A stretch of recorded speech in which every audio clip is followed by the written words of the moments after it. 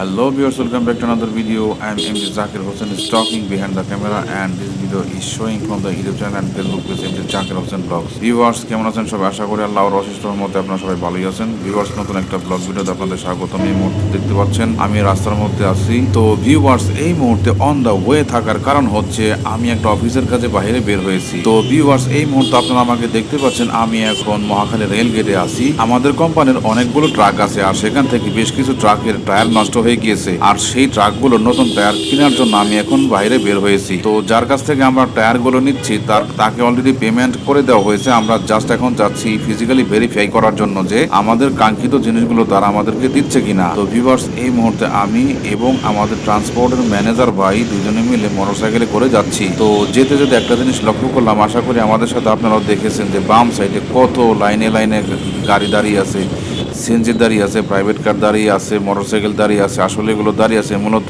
তেল নেওয়ার জন্য বা ফুয়েল নেওয়ার জন্য। আর এই লাইনটা শুরু হয়েছে মহাখালী থেকে শুরু হয়েছে। আপনারা যারা ভিডিও প্রথম থেকে দেখতেছেন তারা লক্ষ্য করবেন যে এই লাইনটা শুরু হয়েছে সেই মহাখালী থেকে। আমি তো প্রায় রীতিমতো অবাক যে এত লম্বা লাইন, তাহলে এদেরকে এই লাইনে দাঁড়িয়ে তেল নিতে বা তেল নেওয়া শেষ করে এখান থেকে ফিরতে কত সময় লাগতে পারে। তো ভিউয়ার্স হোয়াটএভার আমাদের প্রধান কাজ হচ্ছে এই মুহূর্তে তেজগাঁও যাওয়ার, যেখান থেকে আমরা ট্রাকের টায়ারগুলো ক্রয় করবো সেই দোকানে পৌঁছানো এবং দোকানে পৌঁছানোর পর সেই টায়ারগুলো ঠিকঠাক মতো আমাদেরকে দিতেছে কিনা, অর্থাৎ আমাদের রিকোয়ারমেন্ট অনুযায়ী টায়ারগুলো আমাদেরকে দিতেছে কিনা, এক্সপায়ার ডেট, তারপরে কিভাবে তৈরি করা হয়েছে, কোন কোম্পানি, এগুলো ঠিকঠাক মতো আছে কিনা আমাদের রিকোয়ারমেন্ট অনুযায়ী সেগুলো ভেরিফাই করতে হবে। ভেরিফাই করে তারপর আমরা রেখে আসবো। তারপর রেখে আসার পরে সেখান থেকে আমাদের কোম্পানির গাড়ি গিয়ে নিয়ে আসবে। বন্ধুরা মহাখালী থেকে শুরু করে এই পর্যন্ত আসার পরে এই পেট্রোল পাম্পটি আমরা দেখতে পেলাম। মূলত এই পেট্রোল পাম্প থেকে তেল নেওয়ার জন্যই এতগুলো গাড়ি লাইনে দাঁড়িয়েছে। আর ওই যে পাশেই আছে পিকআপের মধ্যে টায়ার গুলো সাজিয়ে রাখা হয়েছে। মূলত এখানে যতগুলো টায়ার আছে এই প্রত্যেকটা টায়ারই আমাদের কোম্পানিতে যাবে। এখন আমাদের কোম্পানির গাড়ি আসলে ওই গাড়িতে এই টায়ারগুলো তুলে দেওয়া হবে।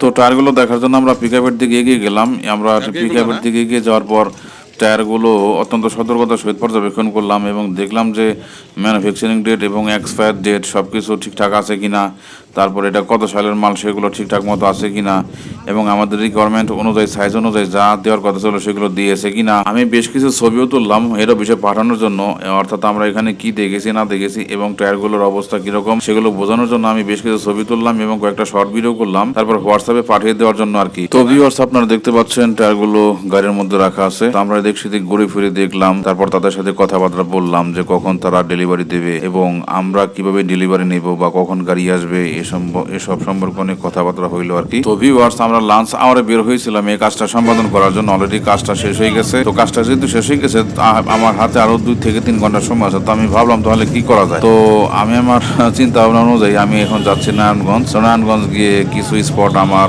পছন্দের কিছু স্পট আছে যেগুলো আমি এখনো দেখিনি, তো নিয়ত রাখছি সেগুলো দেখবো এবং ঘুরবো।